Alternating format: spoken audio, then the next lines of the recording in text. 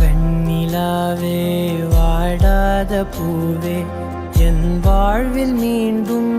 என ஈன்ற தாயே கண்ணோடு இமையாய் சுகமான சுமையாய் இரு கையில் ஏந்தி தாலாட்டுவேனே காற்றோடு தலை கோதி நதியோடு தவழ்ந்து உயிரோடு உயிராக உறவாடும் அழகே